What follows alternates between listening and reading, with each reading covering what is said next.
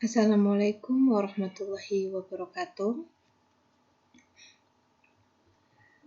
Kali ini kita akan membahas apa saja sih perbedaan antara artikel yang biasa kita bayangkan, yaitu artikel yang ada di website, kemudian artikel yang ada di majalah, kemudian dengan artikel yang ada di proceeding dan artikel yang ada di jurnal.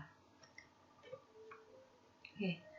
Yang saya tampilkan sekarang ini adalah artikel yang ada pada website. Di sini ada URL-nya di sini ya, verywellfamily.com. Kemudian ini judul artikelnya 4 Types of Parenting Styles and Their Effect on Kids. What's your parenting style? Nah, di sini juga ada penulisnya Amy Morin.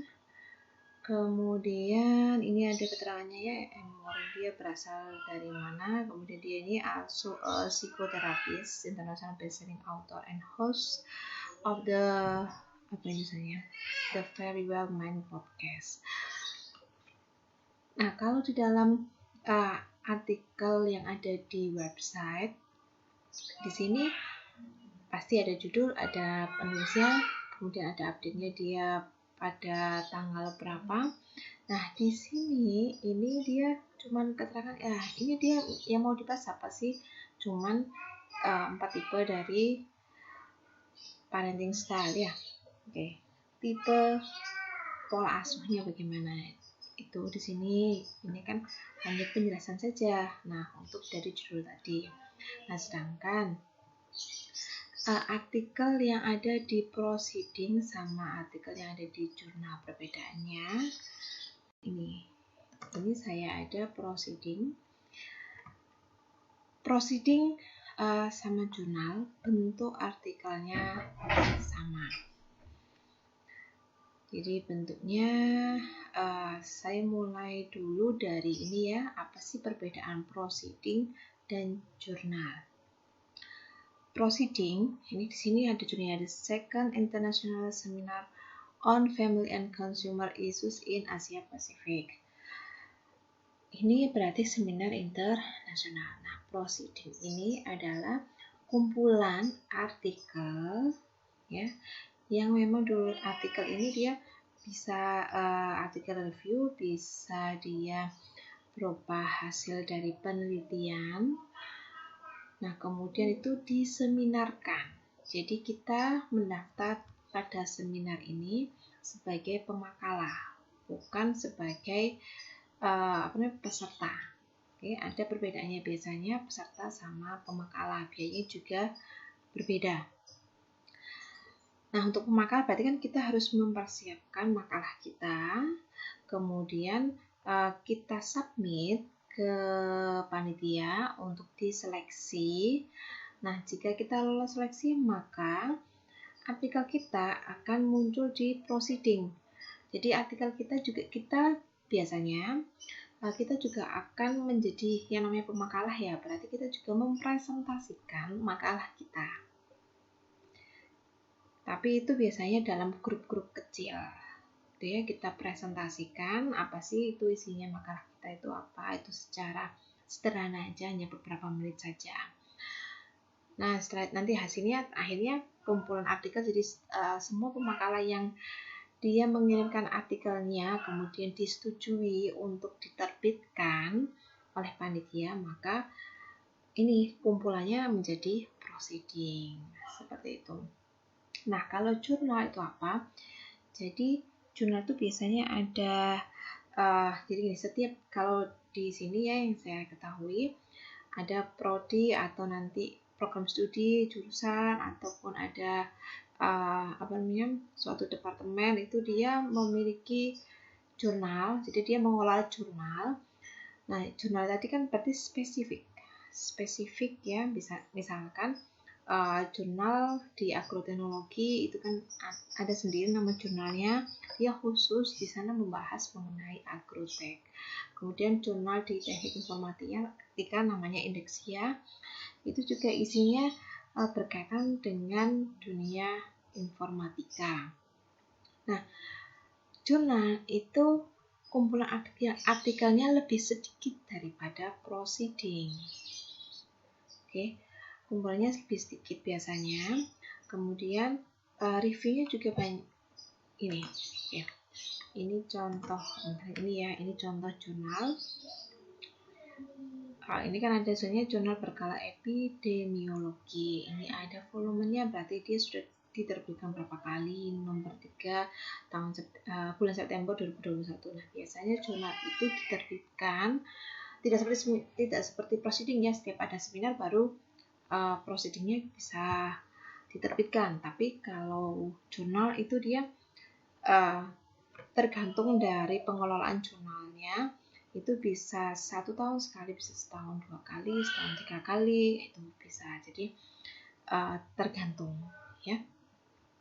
Kemudian karena tadi dia sedikit ya, artikel yang bisa masuk ke dalam jurnal itu sedikit, jadi kita harus pasti akan ada seleksi di dalam pemilihan artikel yang akan diterbitkan di dalam jurnal.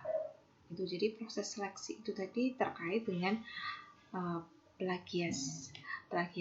plagiarisme, kemudian terkait juga dengan tata cara kita penulisannya, apakah sesuai dengan aturan yang ada di jurnal tersebut. Jadi kadang setiap jurnal itu berbeda dia, template-nya berbeda. Jadi kalau kita ingin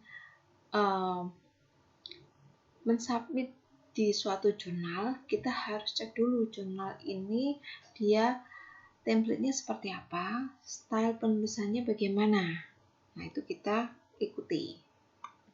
Itu ya, memang seharusnya seperti itu. Jadi kita memang seharusnya kita tahu dulu jurnal ini, kemudian biasanya yang diteliti itu ada, atau yang biasanya diterima, artikel yang diterima di dalam jurnal itu yang bentuknya seperti apa. Nah, itu bisa kita cek, kita teliti. Kadang juga ada jurnal yang dia sudah ada penjelasannya bahwa nanti kedepannya yang akan dibahas adalah seperti ini. Nah, itu nanti kita bisa tahu, oh berarti saya harus mempersiapkan artikel yang seperti ini. Itu kan baru kita bisa mensubmit ke jurnal tersebut. Itu. Nah, sekarang sistematikanya untuk jurnal ini tadi, jurnal sama proceeding, sistematikanya penulisannya sama. Pasti ini di sini kan ada ya yang penulisnya ada kan. Kemudian abstrak. Oke, ini tergantung dari jurnal ya. Sekali lagi ya, ini dia biasanya ada background, ada metode, ada result. Nah, ini biasanya ya namanya abstrak kan berarti keseluruhan ya. Jadi ringkasan dari apa yang akan kita tulis. Ini kan ada background, purpose, methods, result, sama conclusion. Biasanya memang ada semuanya ini, tapi tidak di bold seperti ini ya. Oke, biasanya tersirat ya. Ini di bahasa Indonesia kan. Kemudian, nah ini ada introduction ya, ada pendahuluan. Nah ini ada dia dibagi menjadi 2 kolom ya. Kadang ada juga jurnal yang dia hanya 1 kolom. Jadi kita harus teliti melihat jurnal tadi. Ini kemudian tadi ada introduction-nya, pasti ada metode.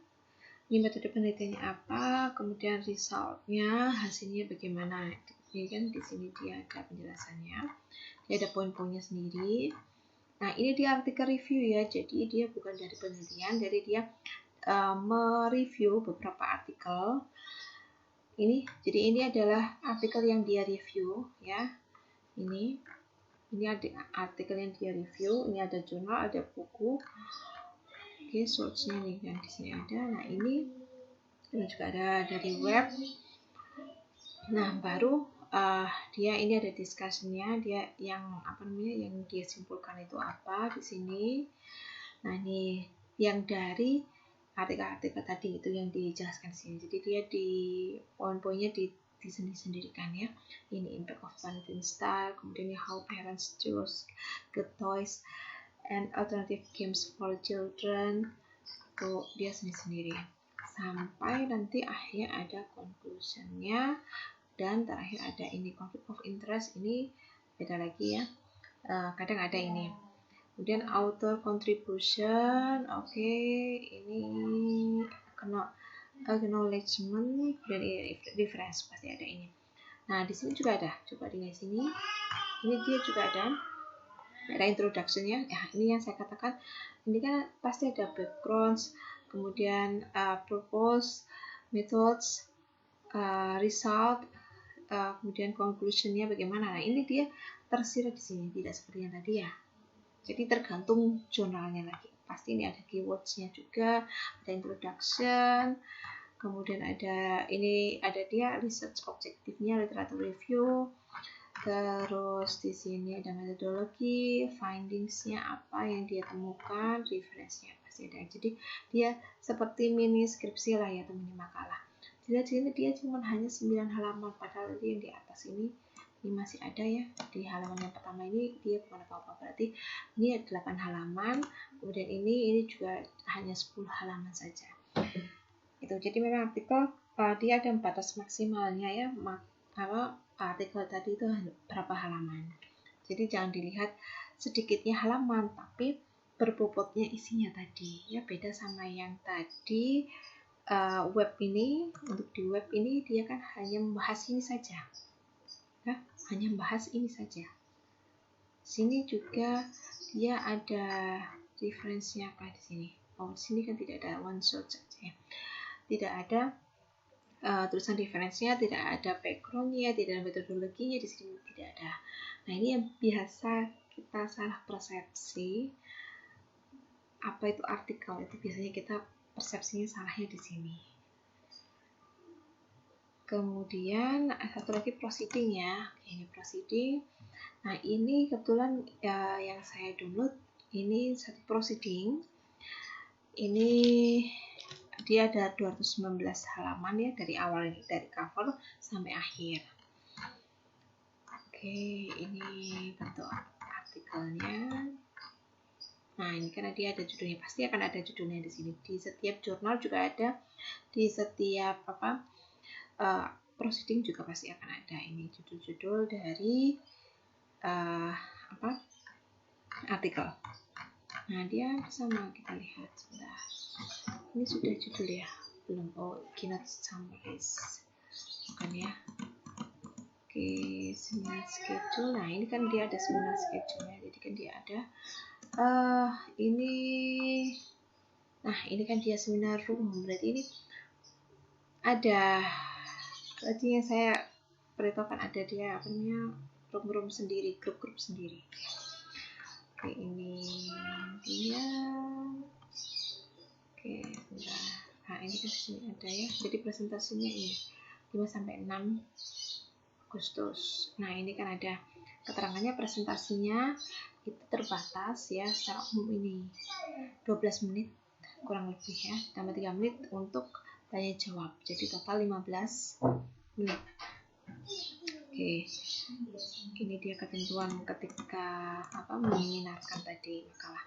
Oke, ini the description of equality matching in social relation between working wives with work-family conflict among Japanese family, indigenous psychology approach. Oke, ini ada di sini, ada judulnya, ada nama penulisnya, ini asal penulisnya ya, dia di mana, ada abstrak, ada introduction, ini dia ada keywordsnya ya. Di sini juga ada, pasti di sini ada conclusionnya di sini. Ini ada the data analysis with descriptive statistics, kemudian the form, kemudian ini the form of ini, kemudian ini these findings illustrate that the nature of the relationship between husband and wife can take different forms. Ini forms ya. Ini kesimpulannya kan di sini pasti ada backgroundnya di sini. This study aims to explore the form of equality matching. Ini ada backgroundnya, ada metodologinya, kemudian ini kan ada berapa yang nih, kemudian having children under. Nah ini dia yang penelitiannya itu dia subjeknya apa. Nah itu kan di sini ada jadi ada penjelasannya lah ya, sedikit ringkasannya. Kemudian ini ada introduction-nya, ada literatur review, sama seperti tadi ini literatur review bukan suatu penelitian ya. Ada research methodology, result, sampai dia ada di sini, oke, discussion, konklusinya ada, referensinya di sini ada, oke, gitu. Ini dia juga pakai apa ya? Apa namanya? Stylenya. Nanti yang akan kita bahas ini referensi ini. Oke, jadi sama gitu ya. Kalau ini dia literatur review kayaknya. Ini berarti bukan literatur review ya di sini. Oh, ini literatur review juga sama. Jadi inilah perbedaan antara artikel yang ada yang biasa kita pikirkan, itu artikel yang di dalam web, kemudian artikel yang ada di majalah, itu berbeda pemahamannya ya, dengan artikel yang ada di proceeding maupun yang ada di jurnal. Nah, itu sedikit pemahaman mengenai macam-macam artikel. Semoga saja bermanfaat dan kalian bisa memahami perbedaan dari ketiga artikel ini. Terima kasih. Assalamualaikum warahmatullahi wabarakatuh.